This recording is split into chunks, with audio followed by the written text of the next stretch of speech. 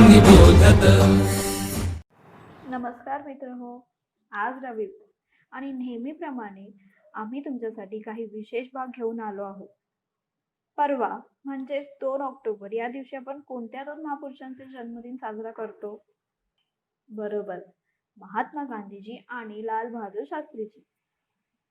आजच्या भागात आपण या दोन्ही महापुरुषांची आणखी काही माहिती मिळवणार आहोत. पण त्याआधी मी तुम्हाला प्रार्थनेचा अर्थ सांगणार आहे. ऐकूयात मग काय आहे अर्थ प्रार्थनेचा? ओम सहनाववतु सहनौ भुनक्तु सह वीर्यं करवावहै. म्हणजे देवा, तू आमचे रक्षण कर, आमचे पोषण कर व आम्हाला एकत्रपणे महान ऊर्जा एनर्जी सह काम करण्याची प्रेरणा दे. तेजस्विनावधीतमस्तु मा विद्विषावहै.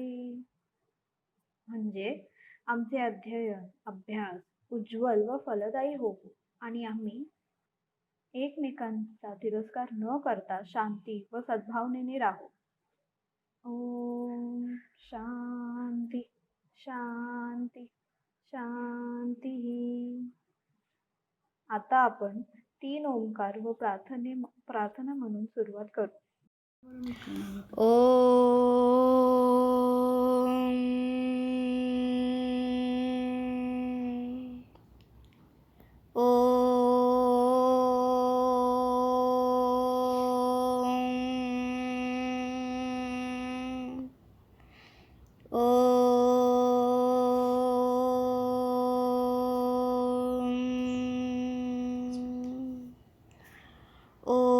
सहनाववतु सहनौ भुनक्तु सह वीर्यं करवावहै तेजस्विनावधीतमस्तु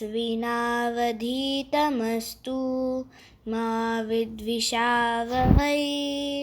ओम शांती शांती शांती. शिथिलीकरण म्हणजे सोप्या भाषेत वॉर्मअप. चला तर शिथिलीकरणाचे व्यायाम शिकूया. शिथिलीकरणाने आपण सुरुवात करूया.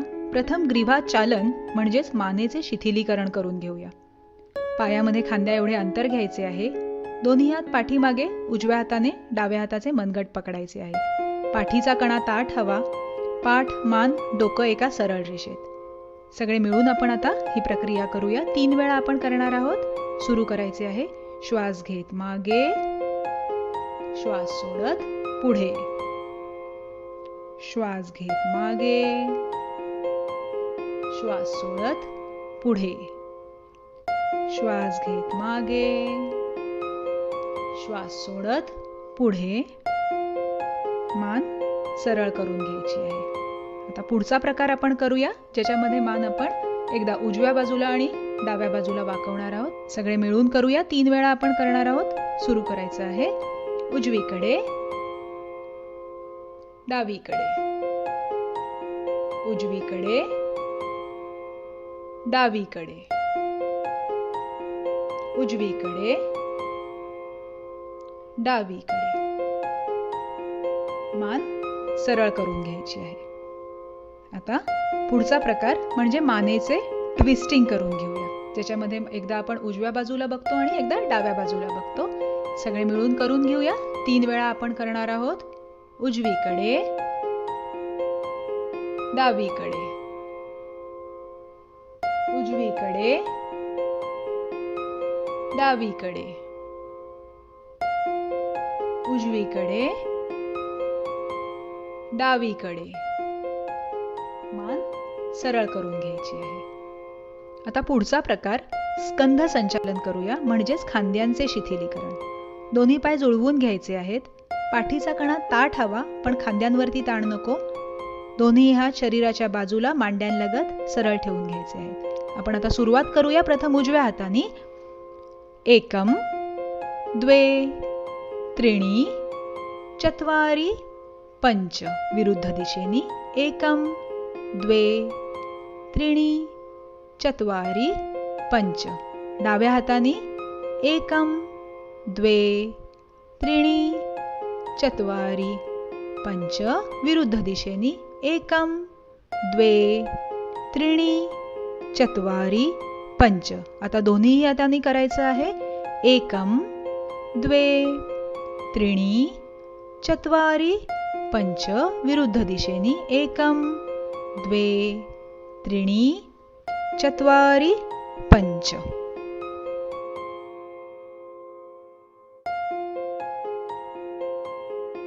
आता कटी संचालन म्हणजेच कमरेचे शिथिलीकरण आपण करणार आहोत. 4 प्रकारे हे शिथिलीकरण आपण करतो. प्रथम पुढे आणि मागे वाकण्याची प्रक्रिया आपल्याला करायची आहे. 5 वेळा आपण हे करणार आहोत. सुरू करायचे आहे. एकम द्वे एकम द्वे एकम द्वे एकम द्वे एकम द्वे. श्वास घेत सरळ व्हायचे आहे. आता कमरेच्या दोन्ही बाजूंचे शिथिलीकरण करूया. सगळे मिळून आपण करून घेऊया. सुरुवात करायची आहे. एकम द्वे एकम द्वे एकम द्वे एकम द्वे एकम द्वे एकम द्वे एकम द्वे एकम द्वे एकम द्वे एकम द्वे. आता पुढचा प्रकार करूया, ज्यामध्ये आपण पायामध्ये अंतर घेऊन खाली वाकत कमरेला पीळ देतो. आता सर्वांनी मिळून ही प्रक्रिया करूया.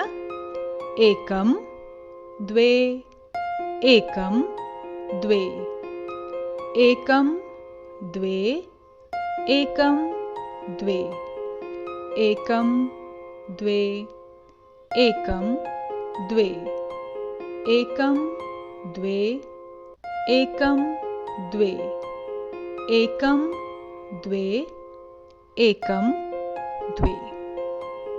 विश्रांती. आता कमरेला पीळ देणे म्हणजेच ट्विस्टिंग करून घेऊया. आपण आता सुरू करणार आहोत. सगळे मिळून 20 वेळा आपापल्या मनामध्ये हा काउंट करा आणि आपापल्या गतीने करा. मी अंक मोजणार नाहीये. सुरू करायचं आहे.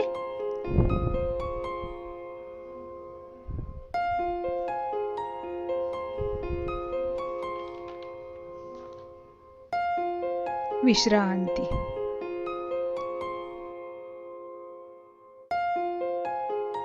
गुडघे, मांड्या आणि कमरेचे सांधे यांचे शिथिलीकरण आपण एका मजेदार व्यायामाने करू. पायामध्ये खांद्यापेक्षा थोडं जास्त अंतर घ्यायचं, साधारणपणे अर्धा मीटरचं. आता मी म्हणेन जय बजरंगा, तुम्ही म्हणायचं हुप्पा होईया. सुरुवात करायची. 5 वेळा करायचं आहे. जय बजरंगा हुप्पा होईया जय बजरंगा हुप्पा होईया जय बजरंगा हुप्पा होईया जय बजरंगा हुप्पा होईया जय बजरंगा. हुप्पा होईया. विश्रांती. दीर्घ श्वास, प्रदीर्घ उच्छ्वास. मांड्यांचे सांधे आणि मांड्यांच्या स्नायूंसाठी एक खूपच महत्त्वाचा आणि उपयोगी असा शिथिलीकरण व्यायाम म्हणजे फुलपाखरू ताण किंवा बटरफ्लाय स्ट्रेच. तो कसा करायचा ते आपण बघून घेऊया. त्यासाठी खाली बसून घ्यावे. सर्वांनी मिळून आता आपण ही क्रिया करणार आहोत. 20 वेळा करायचे आहे. अंक दिले जाणार नाहीत. आपापल्या वेगाने सुरू करायचे आहे.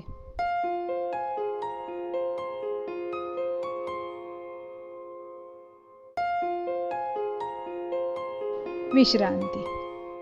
दोन्ही पाय सरळ करून घ्यायचेत. पायामध्ये अंतर. हात शरीराच्या मागे जमिनीवरती टेकवून घ्यायचे आहेत आणि मान खांद्यावरती ठेवून घ्यायची आहे.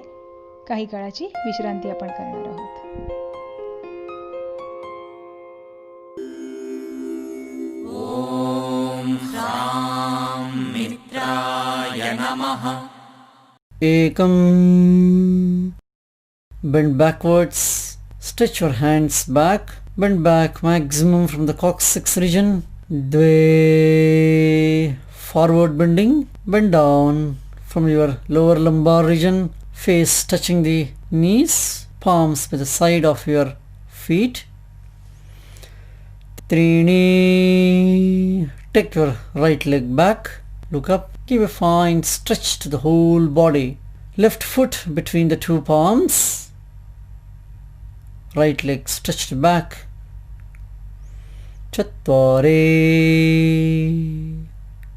Take your left leg back, join the toes, keep the spine in a slanting position without any bend. Gaze forward. Pancha. Slowly rest your knees on the ground. Sit down. Shata. Sastanga Namaskar. Come up. Go down. Chest touching the ground. Palms by the side of the chest. Knees touching the floor. Sapta. Give a fine stretch to the whole body. Knees above the ground. Feel the stretch from the toes to the palms. Look up. Ashta. Inverted V position.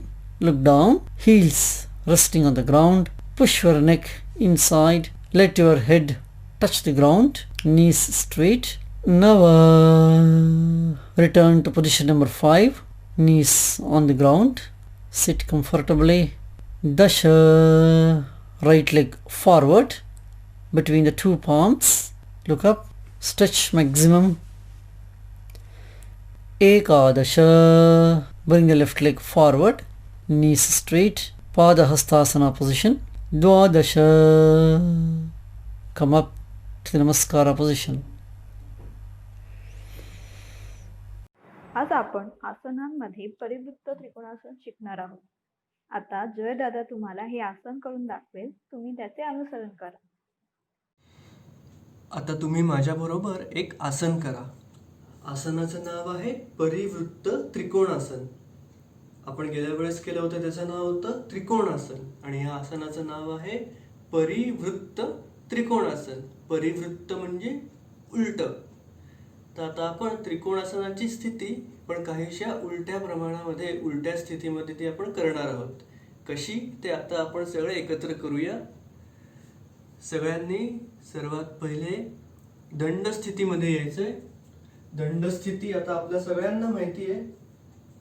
दोन्ही पाय एकमेकांना जुळवलेले, हात सरळ, नजर समोर, मान ताठ, पाठ ताठ आणि सरळ उभं राहायचंय. ही झाली आपली दंड स्थिती. आणि आता आपण करणार आहोत परिवृत्त त्रिकोणासन.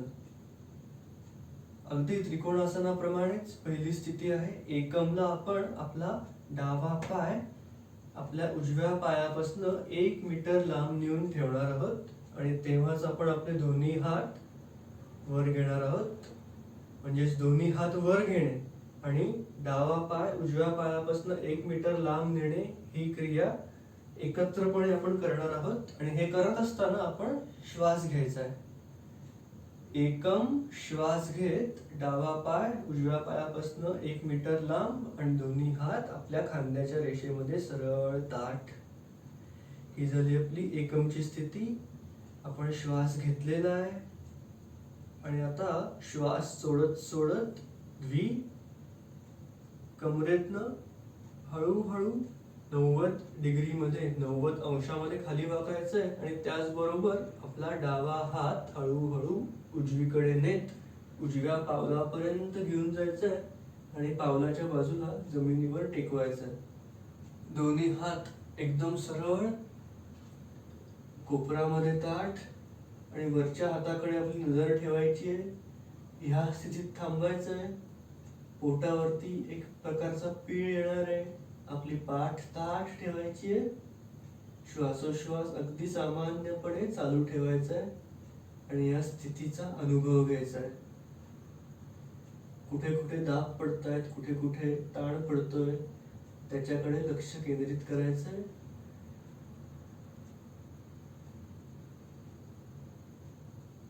त्रिणी श्वास घेत हळूहळू आपण वरती येणार आहोत. दोन्ही हात ताठ, पाठ ताठ, कमरेतनं वर यायचंय. दोन्ही हात आपले खांद्याच्या रेषेमध्ये सरळच ठेवायचे. ही आपली त्रिणीची स्थिती झाली. आणि चत्वारी. श्वास सोडत डावा पाय उजव्या पायाच्या जवळ आणि दोन्ही हात खाली. परत दंड स्थिती आणि रिलॅक्स. दोन्ही पायामध्ये थोडंसं अंतर, हात मागे बांधलेले आणि आरामात श्वासोश्वास घेत उभं राहायचंय. तर आता आपण परिवृत्त त्रिकोणासन केलं. जेव्हा आपण आपला डावा पाय डावीकडे म्हणजेच आपला डावा पाय उजव्या पायापासून 1 मीटर लांब नेला, तेव्हा आपण आपला डावा हात उजव्या बाजूला नेला. आणि आता आपण याचंच पूरक आसन करणार आहोत, ज्याच्यामध्ये आपण आपला उजवा पाय डाव्या पायापासून 1 मीटर लांब घेऊन जायचा आहे आणि उजवा हात पलीकडच्या बाजूला म्हणजेच डावीकडे खालती घेऊन जायचं आहे. आता आपण याचं पूरक आसन करणार आहोत. हे आसन सेल्फ कॉम्प्लिमेंटरी आहे, म्हणजेच परस्पर पूरक आहे. आता आपण हेच आसन उजवीकडनं करणार आहोत. एकम. श्वास घेत उजवा पाय डाव्या पायापासून 1 मीटर लांब आणि दोन्ही हात खांद्याच्या रेषेमध्ये सरळ. द्वी. श्वास सोडत सोडत कमरेतनं खाली वाकायचंय, पाठ ताठ ठेवायची आणि हळूहळू हळूहळू आपण आपला उजवा हात डाव्या तळपायापर्यंत घेऊन जायचा.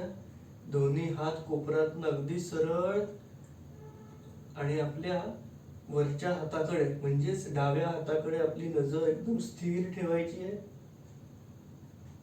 शरीरावरती कुठे कुठे ताण येतोय, कुठे कुठे दाब पडतोय त्याच्याकडे लक्ष द्यायचंय. श्वासोश्वास अगदी सामान्य ठेवायचे. गुडघे ताठ ठेवायचे, पाठ ताठ ठेवायची आहे, कमरेतनं फक्त वाकायचंय.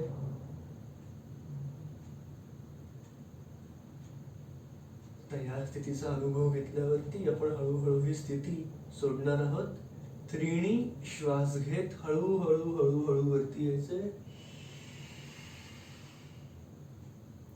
आणि चत्वारी.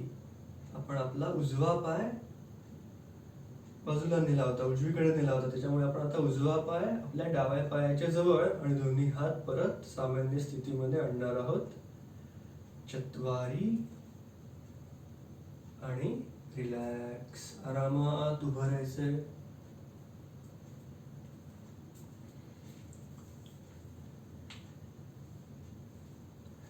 तर आता आपण केलं परिवृत्त त्रिकोणासन. या आसनाचे बरेच फायदे आहेत. आपल्या मांड्यांना, पोटऱ्यांना, पायाच्या मागच्या बाजूला खूप चांगल्या पद्धतीने एक प्रकारचा ताण मिळतो. त्याच्यामुळे आपलं रक्ताभिसरण, ब्लड सर्क्युलेशन त्या भागातलं खूप चांगलं राहतं. त्याचप्रमाणे आपल्या पाठीला, कमरेला, खांद्यांना चांगला व्यायाम होतो. आपल्या पचन संस्थेवरती एकदा दाब आणि एकदा ताण असं दोन्ही बाजूनी पडल्यामुळे त्याला एक प्रकारचा मसाज होतो. आपलं पोट चांगल्या पद्धतीने साफ राहतं. पोटाचे विकार, पाठीचं दुखणं, हे असे अनेक फायदे ह्या एका आसनामुळे आहेत. आणि हे आसन अत्यंत सोपं आहे. त्रिकोण आसन जसं आपण केलं त्याच पद्धतीचं हे आसन आहे. त्याच्यामुळे हे असं अगदी सोपं आसन आपण आता नेहमी करत जाऊया.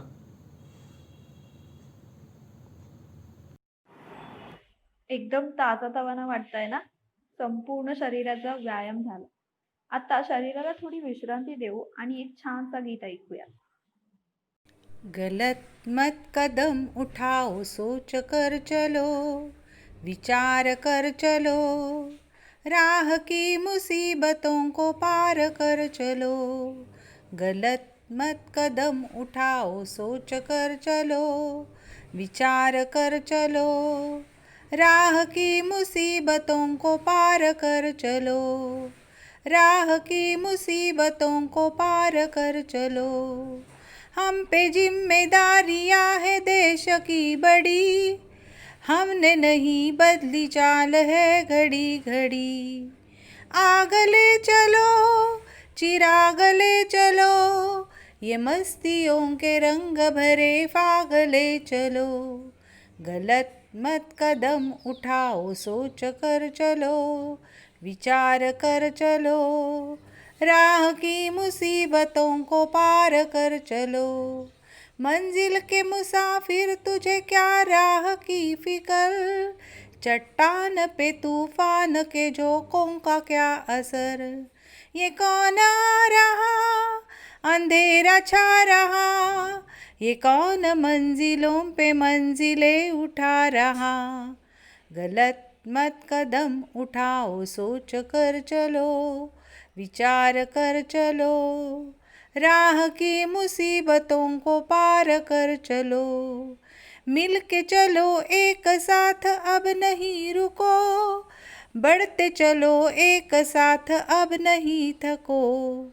साज करेगा आवाज करेगा, हमारी वीरता पे जहाँ नाज करेगा। गलत मत कदम उठाओ, सोच कर चलो, विचार कर चलो, राह की मुसीबतों को पार कर चलो, राह की मुसीबतों को पार कर चलो। लहानपणी आपण पेपर बोट तर बनवलाच असाल. तुम्ही म्हणत असाल ताई काय सांगतेय, पण माहित आहे का आता आपण थोडी गंमत करणार आहोत. मुद्दा काय, पेपर फोल्डिंगची एक पद्धत असते, त्याला जॅपनीज भाषेत ओरिगामी असे म्हणतात. हीच कला आज आपण नव्याने शिकणार आहोत. जॅपनीज भाषेत ओरी म्हणजे फोल्डिंग आणि गामी अथवा कामी म्हणजे पेपर. या कलेला किरीगामी म्हणून ओळखतात. चला तर बघूया हा व्हिडिओ कसा आहे.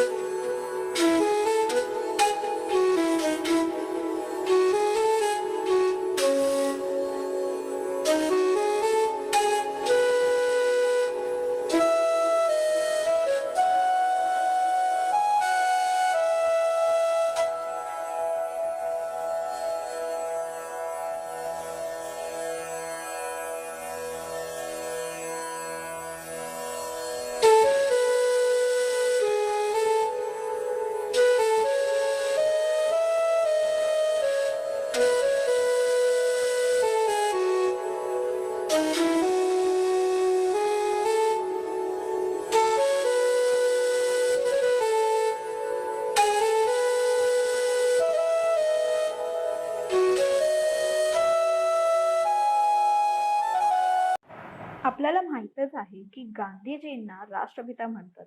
पण तुम्हाला हे माहीत आहे का, जय जवान जय किसान हा घोषणामंत्र कोणामुळे प्रसिद्ध झाला? ते होते भारताचे दुसरे पंतप्रधान लाल बहादूर शास्त्रीजी. स्वामी विवेकानंद आणि गांधीजी हे त्यांचे प्रेरणास्थान होते. अशीच काही नवी माहिती आपण आशिष दादाकडून जाणून घेऊया. हाय मित्रांनो, कसे आहात? खेळताय ना? खेळायलाच पाहिजे.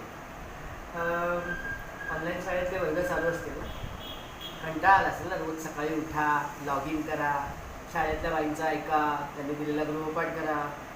हे सगळ्यापेक्षा आपली शाळाच बरी होती नाही?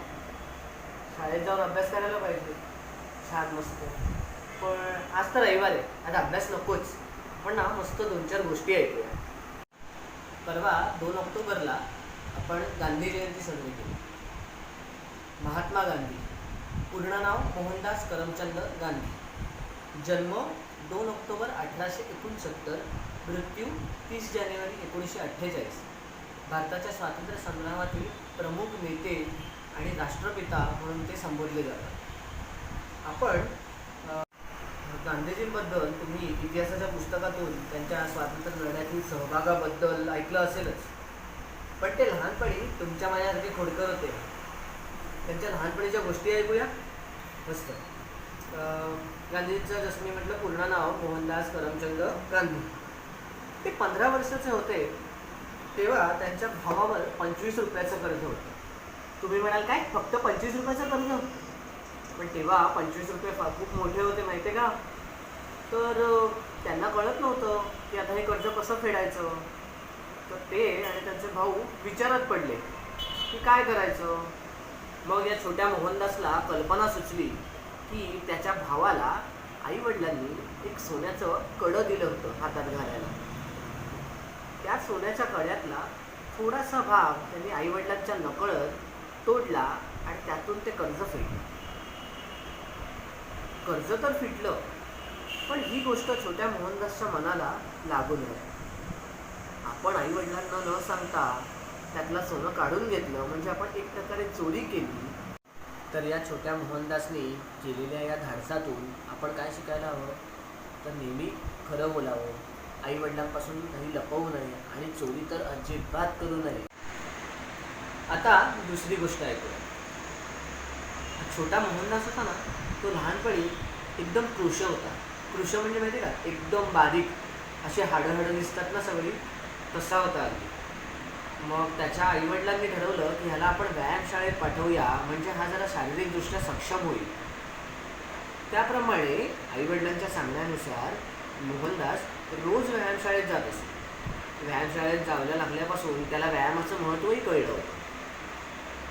पण तेव्हाच्या काळी लोकांच्याकडे घरात घड्याळ नसायचं.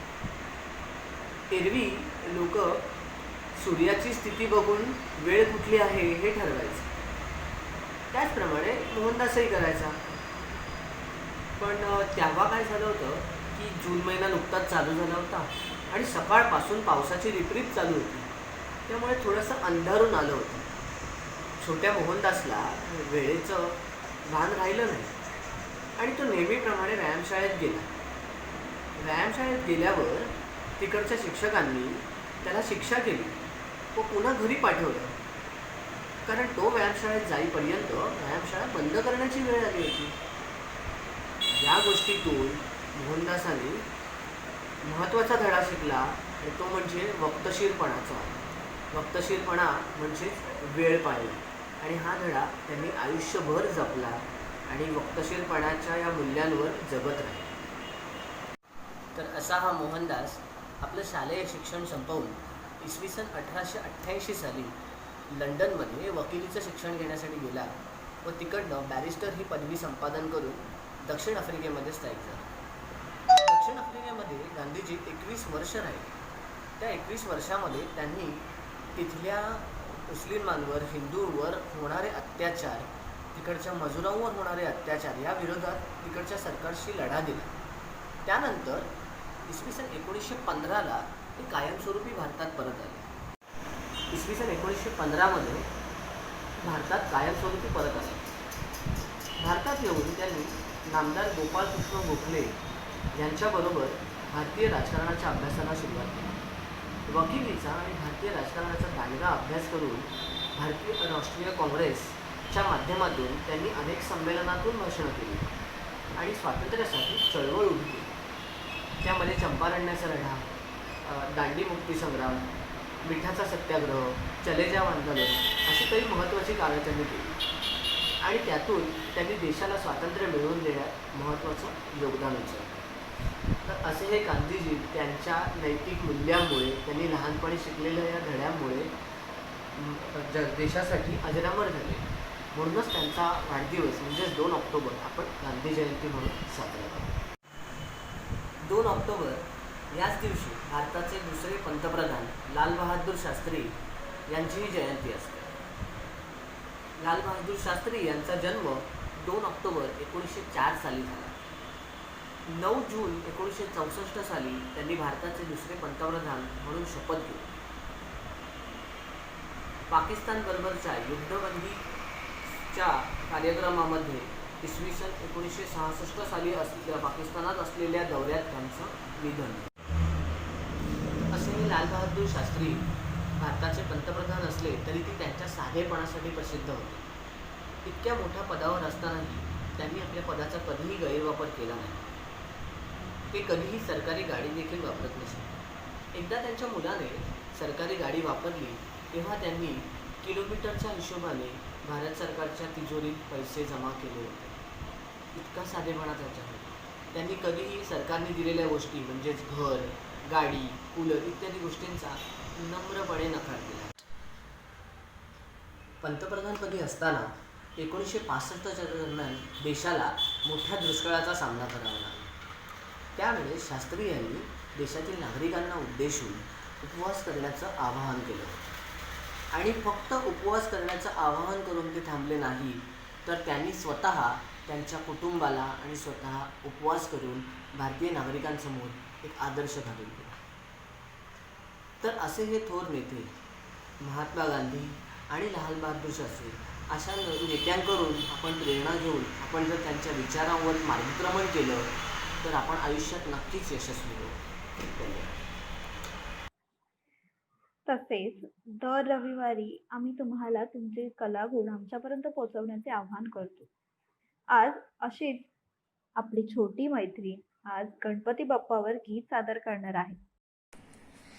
जय गणेश गणनाथ दयानिधी जय गणेश गणनाथ दयानिधी सकला विघ्न कारा दूर हमारे जय गणेश गणनाथ दयानिधी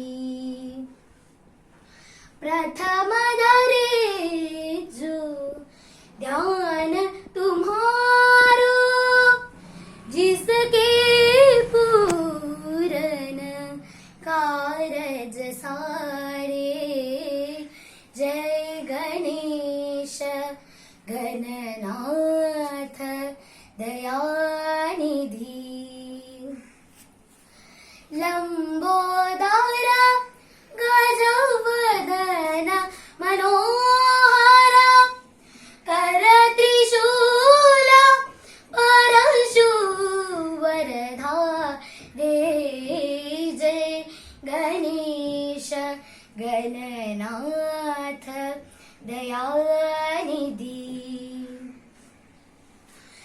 रिद्धि सिद्धि दो चमर ढुलावे मूषक वाहन परम सुखारे जय गणेश गणनाथ दयानिधी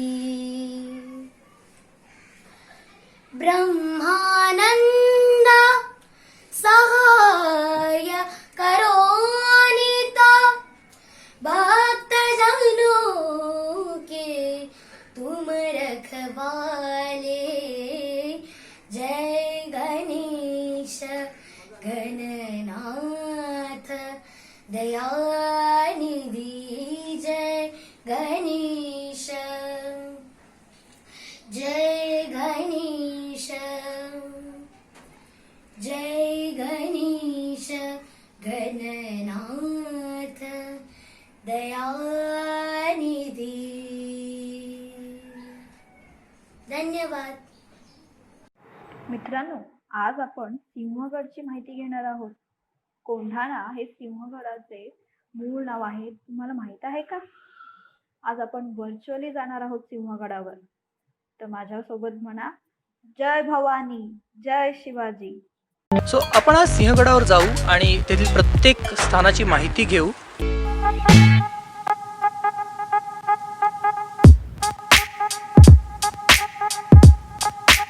सिंहगड किल्ला हा सह्याद्री पर्वताच्या भुलेश्वराच्या डोंगर रांगेवर आहे. जमिनीपासून याची उंची 760 मीटर असून समुद्र सपाटीपासूनची उंची 1312 मीटर एवढी आहे. किल्ल्याची उंची व तीव्र उतार याचा नैसर्गिक फायदा किल्ल्याच्या संरक्षणास होतो. तुम्ही जर गाडीने गडावर येत असेल तर वनविभाग तुमच्याकडून उपद्रव शुल्क घेते. दुचाकीस 20 रुपये आणि 4 चाकी गाड्यांना 50 रुपयाचे शुल्क घेतले जाते.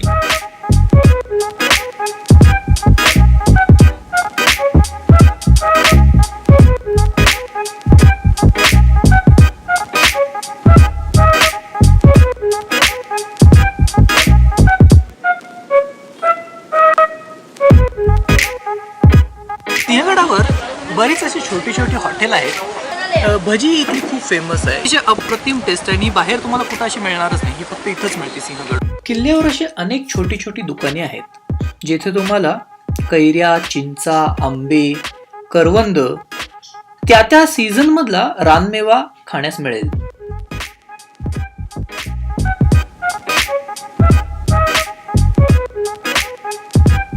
किल्ल्यावर अनेक ठिकाणी छोट्या छोट्या अशा नैसर्गिक गुहा आहेत.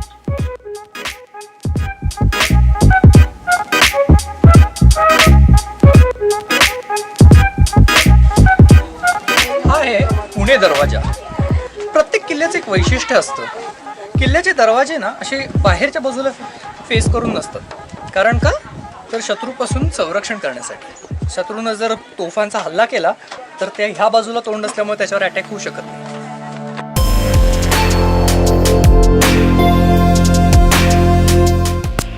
पुणे दरवाजातून प्रवेश केल्यानंतर डावीकडे हा जो आहे हा खांदकडा. आता आपण खांदकड्याकडे जाऊ. येथे बुरुज आणि तटबंदी आहे.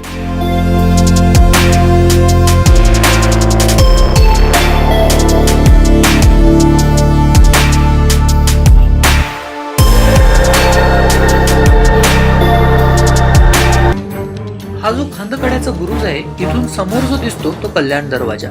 थोड्या वेळाने आपण कल्याण दरवाजापाशी जाणारच आहोत.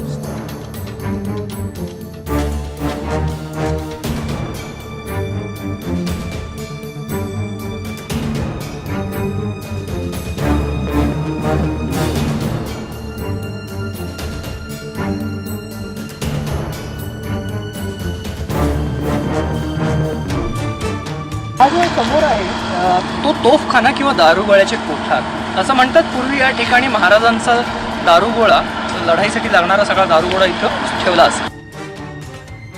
किल्ल्यावर बऱ्याच ठिकाणी पुरातत्व खात्याच्या वतीने नूतनीकरणाचे काम चालू आहे. पूर्वीच्या काळी बांधकामासाठी चुना किंवा चुनकळी वापरली जायची. आत्ता सध्या जे काम चालू आहे इथं त्यासाठी सुद्धा हे चुना तयार करत आहेत. शिवाजी महाराजांच्या मते सिंहगड किल्ल्याचं सामरिक महत्त्व खूप मोठं होतं. त्यावेळची स्वराज्याची राजधानी राजगड आणि पुणे यापासून अतिशय जवळ असलेला किल्ला, आणि ह्यावेळी तो किल्ला मोगलांच्या ताब्यात होता. म्हणूनच महाराजांनी हा किल्ला घेणं नक्की केलं.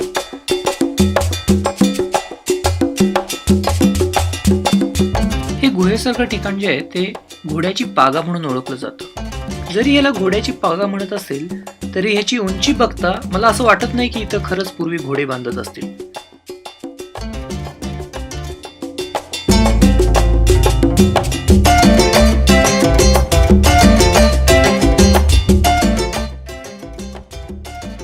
हा आहे लोकमान्य टिळकांचा बंगला.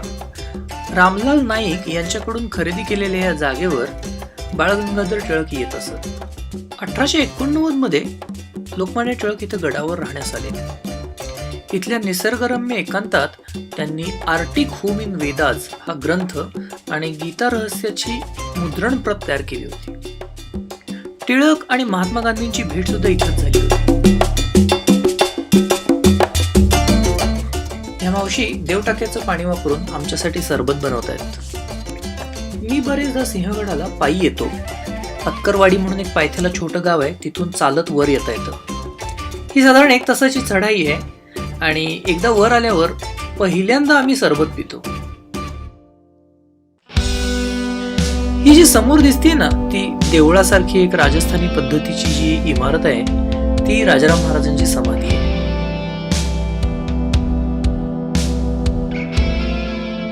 राजाराम महाराज हे अवघ्या 30व्या वर्षी निधन पावले. सतत 11 वर्षे त्यांनी मोगलांच्या फौजांना टक्कर दिली. 2 मार्च 1700 साली राजाराम महाराजांचं सिंहगडावर निधन झालं.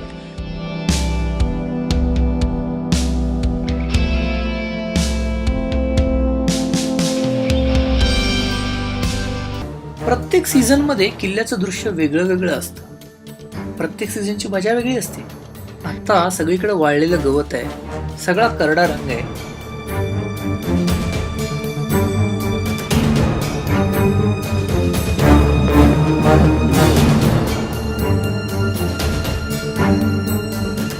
जेव्हा पावसाळ्यात आपण इथे येतो ना, या समोरच्या सगळ्या दऱ्या आणि डोंगर हिरवेगार दिसतात.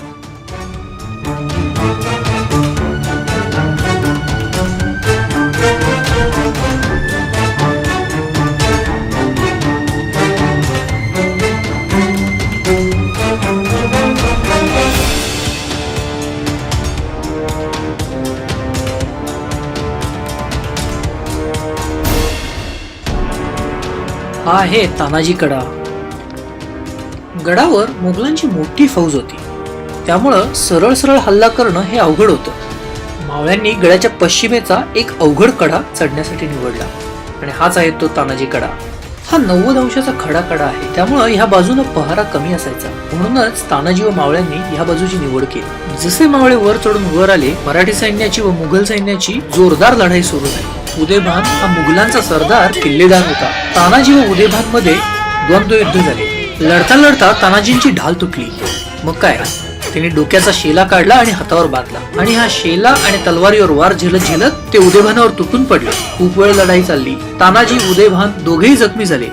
युद्धात मराठ्यांची सरशी होत होती, पण तेवढ्यात जखमी तानाजी उदयभानाकडून ठार झाले. सैनिकांचा धीर खचला. ते कड्याच्या दिशेने परत पळू लागले. तानाजीचा भाऊ सूर्याजी त्यांच्या आडवा गेला आणि म्हणाला, अरे तुमचा बाप इथे मरण पावला आहे आणि तुम्ही कुठे पळून चालला? किल्ल्यावरचा मी दोर केव्हाच कापून टाकला आहे. एक तर उडी मारून जीव द्या, नाहीतर गनिमांना कापून काढा. मावळे त्वेषाने परत फिरले. परत जोरदार लढाई झाली आणि मावळ्यांनी किल्ला सर केला. तानाजींबरोबर लढताना उदयभान सुद्धा जखमी झाला होता. तो सुद्धा फार काळ टिकू शकला नाही. किल्ला जिंकताच मावळ्यांनी गडावरील गवताच्या गंजी पेटवून दिल्या. त्या गंजीचा उजेड राजगडापर्यंत जाऊन पोहोचला आणि महाराजांना संदेश मिळाला की किल्ला सर झाला. महाराजांना जेव्हा कळले, त्यांचा लाडका तानाजी धारातीर्थी पडला. महाराजांना अति दुःख झाले. महाराज म्हणाले, गड आला पण सिंह गेला.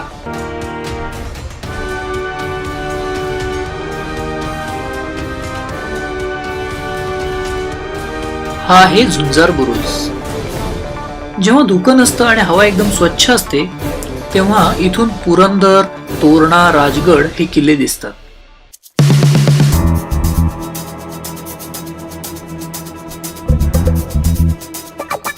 ही जी गोलाकार जागा आहे ना, ती उदयभानाचं थडगं. पूर्वी कदाचित इथं एखादी वास्तू असावी. इथं फक्त एक रिकामी जागा आहे आणि पुरातत्व खात्यानं लावलेला एक बोर्ड आहे.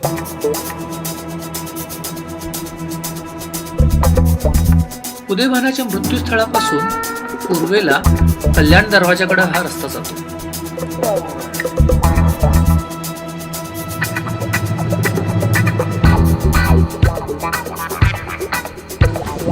आता आपण आहे कल्याण दरवाजापाशी. गडाच्या पायथ्यापाशी कल्याण नावाचं एक गाव आहे. त्या गावातून एक रस्ता वर येतो आणि त्या रस्त्यावर असलेला हा दरवाजा म्हणजे कल्याण दरवाजा पश्चिमेच्या बाजूला आहे आणि एका पाठोपाठ एक असे 2 दरवाजे आहेत.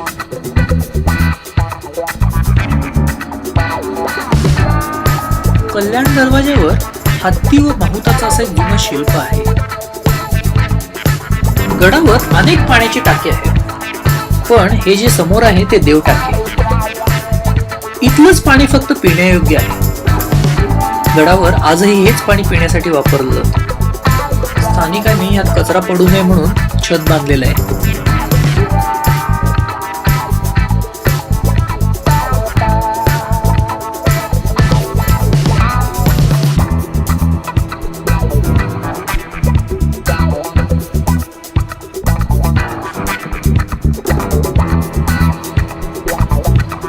हे आहे अमृतेश्वर मंदिर.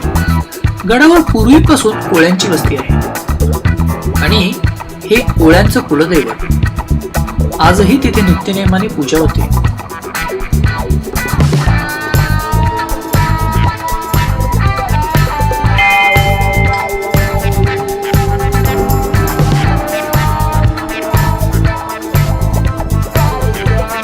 आणि हे आहे तानाजी मालुसरेंचे स्मारक. इथं तानाजी मालुसरेंचा अर्धपुतळा आहे. इथले स्थानिक शाहीर डिंगळे पारंपरिक वेशामध्ये महाराजांचा पोवाडा गातात.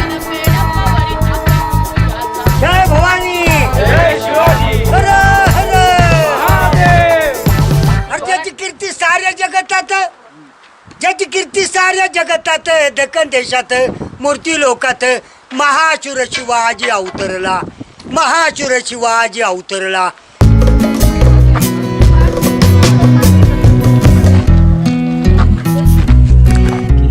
थंडगार दही मिळतं आणि ह्याच दह्याचं तुम्हाला ते लगेच ताक पण बनवून देतात. मटक्यात लावलेले दही चवीला अतिशय सुंदर असतं.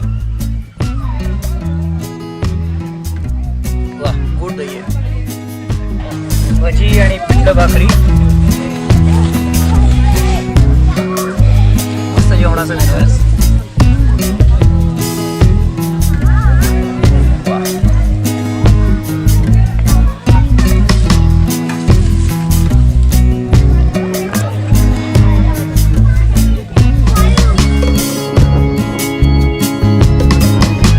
गरम गरम पिठलं भाकरी असं किल्ल्यावर फिरून आल्यावर बरं वाटतं.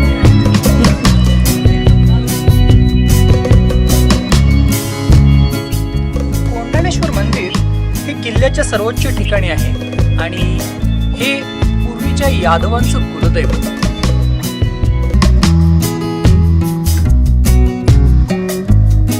किल्ल्यावर 2 दूरदर्शनचे उंच मनोरे आहेत आणि ह्या मनोऱ्यांमुळं कुठूनही पुण्यातून लांबून सिंहगड अगदी प्रकर्षानं ओळखून येतो.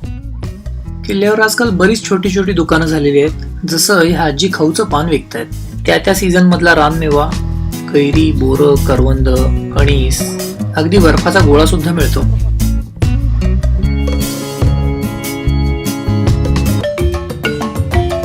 आज आपण सिंहगड भेटीत अनेक ऐतिहासिक ठिकाणं बघितली. एकदा आपण परत पावसाळ्यात सुद्धा येऊ. पावसाळ्यातली निसर्ग दृश्य काही वेगळीच असतात. महापुरुष कसे घडतात हो? वेशभूषेमुळे की मौल्यवान वस्तूंचे वापर करून?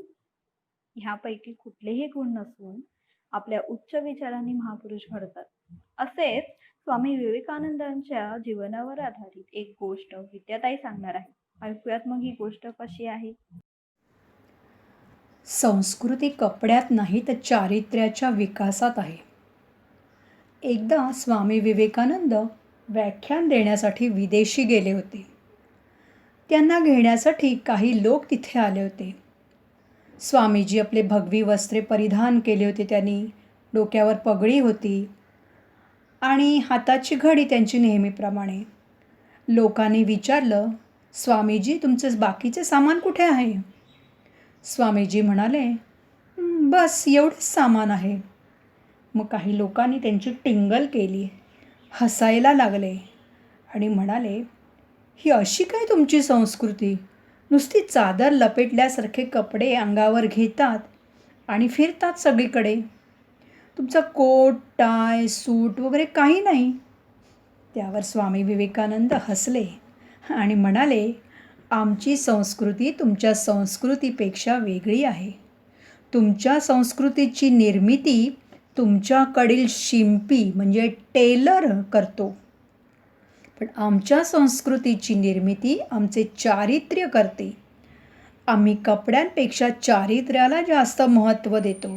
त्यामुळे संस्कृती ही कपड्यात नाही तर चारित्र्य विकासात आहे.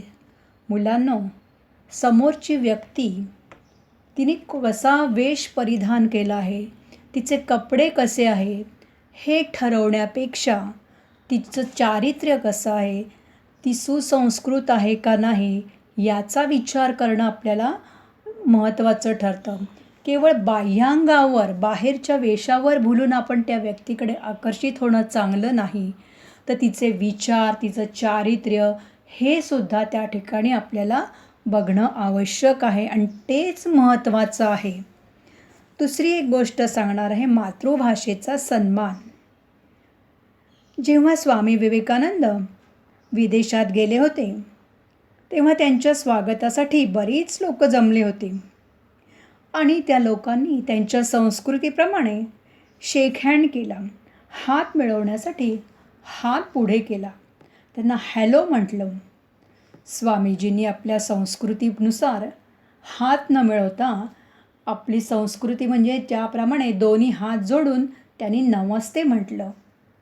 लोकांनाच वाटले की स्वामीजींना इंग्रजी येत नसेल. त्यांच्यातल्या एकाने मग हिंदीत विचारलं, आप कैसे है? तेव्हा स्वामीजींनी इंग्रजीत उत्तर दिले, आय एम फाईन, थँक्यू. या लोकांना आश्चर्य वाटलं.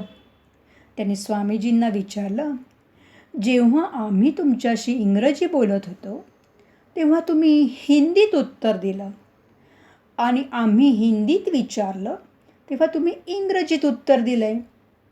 याचं कारण काय सांगू शकाल का? तेव्हा स्वामीजी म्हणाले, जेव्हा तुम्ही तुमच्या मातृभाषेत बोलत होतात तेव्हा तुम्ही तुमच्या देशाचा सन्मान करत होतात. पण त्यावेळेस मी हिंदीत बोललो, याचा अर्थ मी माझ्या देशाचा सन्मान केला. पण जेव्हा तुम्ही हिंदीत बोलत होता म्हणजे तुम्ही माझ्या देशाचा सन्मान केला, तेव्हा मी इंग्रजीत उत्तर दिलं, याचाच अर्थ मी तुमच्या देशाचाही सन्मान त्या ठिकाणी केला आहे. म्हणजे आपण आपल्या विचारांवरनं, तुम्ही कसे वागतात, त्या देशामध्ये गेल्यानंतर त्या देशाशी लोकांशी कसं वागतात हे त्या ठिकाणी महत्त्वाचं आहे.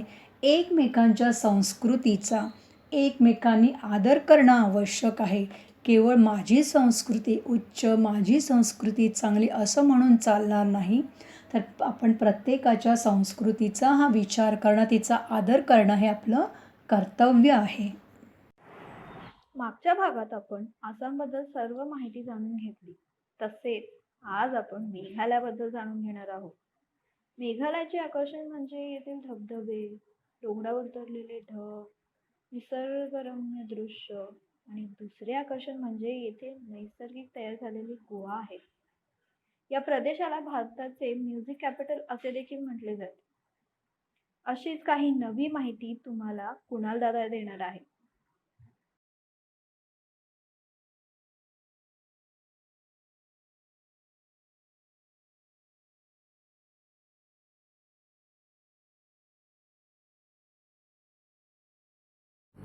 मेघालय ईशान्य भारतातील दुसरं राज्य. मेघालय या जर शब्दाची आपण फोड करायची म्हटली तर मेघ आणि आलय. मेघ म्हणजे ढग आणि आलय म्हणजे घर.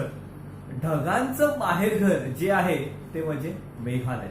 मेघालयची राजधानी आहे शिलाँग आणि शिलाँग मध्ये आपल्याला भ्रमंती करायची तर 3 ते 4 दिवसाचं वास्तव्य हे सफिशियंट. शिलाँग मध्ये इंडियन एअरफोर्स म्युझियम आहे.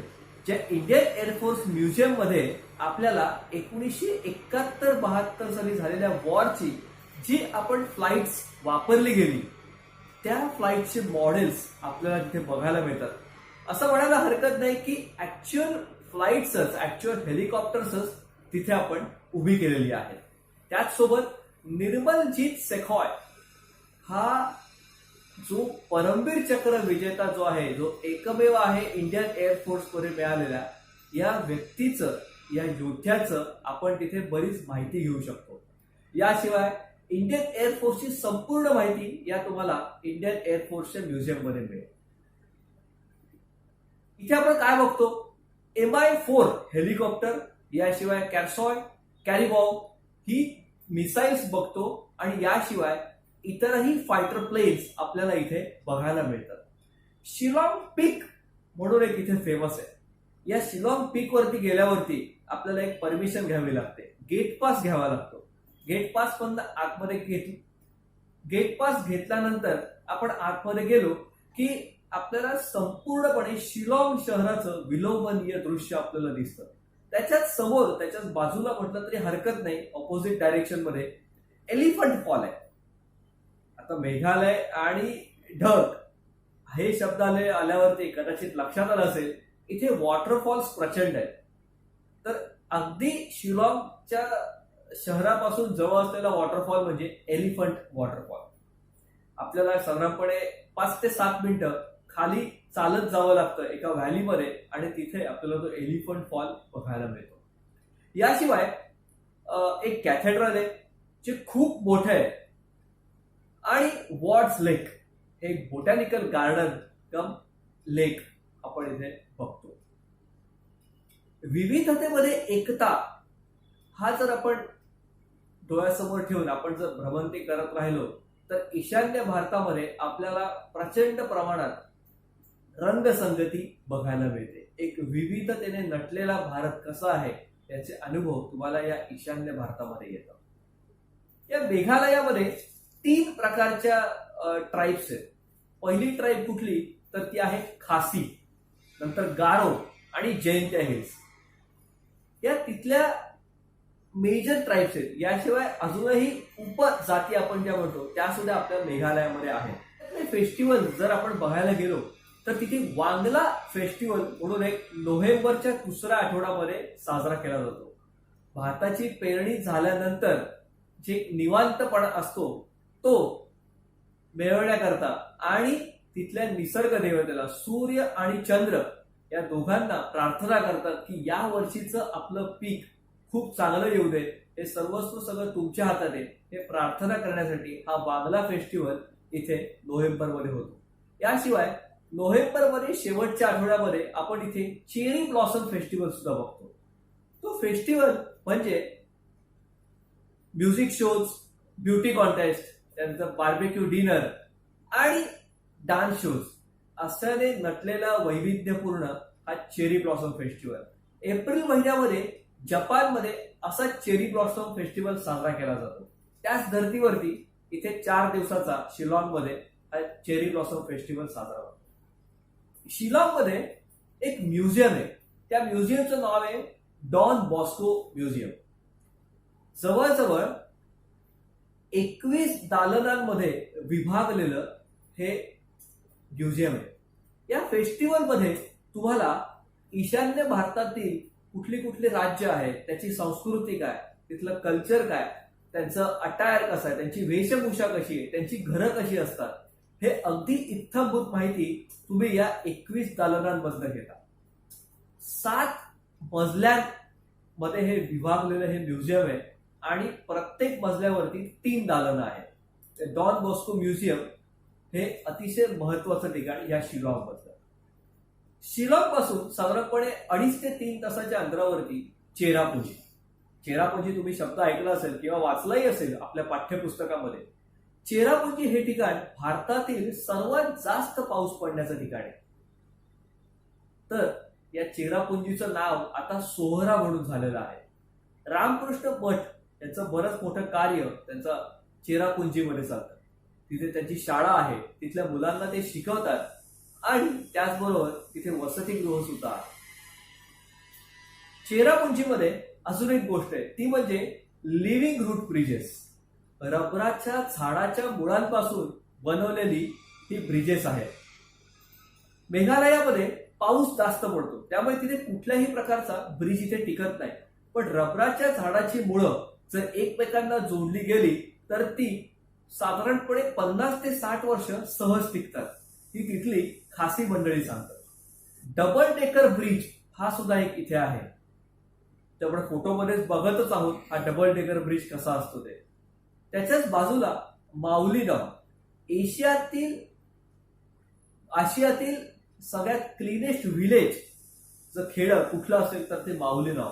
2014 साली या खेड्याला हा पुरस्कार मिळाला क्लीनेस्ट विलेजचा. त्याच्या बाजूला आहे नोवेट. नोवेटमध्ये आपण बघतो ते म्हणजे ग्रास ब्रूम्स. आपल्या घरात झाडू जो वापरला जातो ना, ते झाडू कशापासून बनवतात तर त्या ग्रास ब्रूम्स म्हणजे हे गवत आहे एक प्रकारचं. ते गवत आपल्याला या नोवेटमध्ये बघायला मिळतं. बांबूचं त्या ठिकाणी वनस्पती खूप आहे, त्यामुळे बांबूपासून बनवलेल्या असंख्य गोष्टी इथे आपल्याला बघायला मिळतात.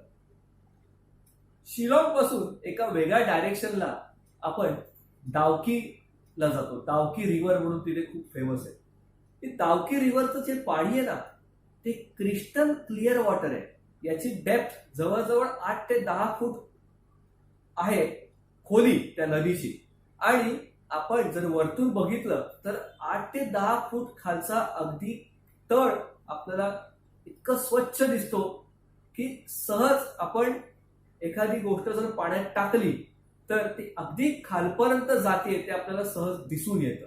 आणि ही दावकी रिव्हर जी आहे ना, ती बांगलादेशकडे तिची वाहत असते.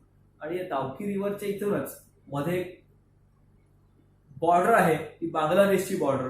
आपण तिथपर्यंत पोहोचतो. बांगलादेशमध्ये दगड नाहीत, त्यामुळे मेघालयामधून दगड नेतात मोठमोठ्या ट्रकमधनं. तर तो जो ब्रिज आहे तो ब्रिटिश कालीन हा ब्रिज आहे. 1920 साली बांधला गेलेला हा ब्रिज आहे.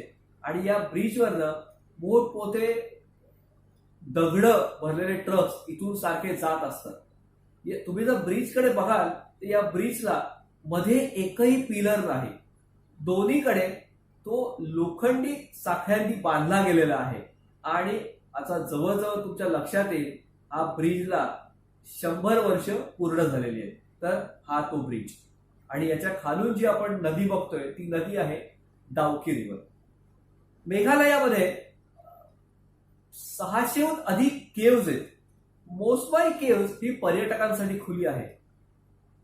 या केव्ज मध्ये शिरल्यावरती साधारणपणे 20 मिनिटांमध्ये आपण परत येतो. इथे अजूनही तशा केव्ज आहेत. त्या केव्ज जवळजवळ 25 ते 30 किलोमीटर लांबीच्या आहेत. पण ही छोटीशी केव्ज मेघालय सरकारने सगळ्यांसाठी खुली केलेली आहे. मेघालयामध्ये 3 प्रकारचे ट्राईब्स आहेत. एक आहे खासी, जयंतिया आणि गारो. त्यांचा तो festival Wangala festival. Jaintia hill म्हणून जो परिसर आहे त्या परिसरामध्ये हळदीचं उत्पन्न जास्त होतं आणि तिथे राहत असलेली त्रिनिटी सायो या स्त्रीला नुकताच जानेवारी 2020 मध्ये पद्मश्री पुरस्काराने सन्मानित करण्यात आलं. या स्त्रीने जवळजवळ 400-450 लोकांना हळदीचं उत्पादन कसं करायचं या संदर्भात ती मार्गदर्शन करते आणि तिची ही हळद जी आहे ती संपूर्ण जगभरामध्ये पसरलेली आहे. ही हळद विशेष आहे याचं कारण ती म्हणजे या हळदीमध्ये कर्क्युमिन नावाचं एक केमिकल असतं जे निसर्गतःच आलेलं आहे. तर या कर्क्युमिनचा जर आपण वापर, या हळदीचा वापर जर आपण रोजच्या जेवणामध्ये जर केला तर तुम्हाला cancer, heart attack, BP, diabetes अशा विविध आजारांनी तुम्ही मुक्त व्हाल. आपल्या शरीरामध्ये ही जर हळद गेली तर कुठल्याही प्रकारचा अपाय होत नाही. अतिशय डार्क कलर या हळदीचा असतो. अतिशय गुणकारी अशी ती हळद आहे जी फक्त भारतामध्ये मेघालयातील जयंतिया हिल मध्ये आपण बघतो किंवा आपल्याला ती सापडते. तर अशी ही छोटीशी मेघालयातली सफर कशी वाटली जरूर सांगा. धन्यवाद. आज तुम्हाला कितीतरी माहिती मिळाली ना? मग तुम्ही तुमच्याकडे असलेली लाल बहादूर शास्त्रींबद्दल 5 वाक्य लिहून नचिकेता या व्हॉट्सअप ग्रुपवर पाठवून द्या. हे टास्क चॅलेंज म्हणून स्वीकारा. दोस्तो हो, आज मी तुम्हाला शांती मंत्राचे अर्थ सांगणार आहे. सर्वे भवन्तु सुखिनः, सर्वे सन्तु निरामयाः. म्हणजेच सर्वांनी सुखी राहावे, आनंदी असावे, सर्वांनी निरोगी हेल्दी असावे. सर्वे भद्राणि पश्यन्तु मा कश्चित् दुःख भाग भवेत्. म्हणजे सर्वांचे कल्याण व्हावे, कोणीही दुःखी नसावे. ओम शांती शांती शांती. असे आहे शांती मंत्राचे अर्थ. सर्वे भवन्तु सुखिनः, सर्वे सन्तु निरामयाः, सर्वे भद्राणि पश्यन्तु मा कश्चित् दुःखभाग् भवेत्. ओम शांति शांति शांति.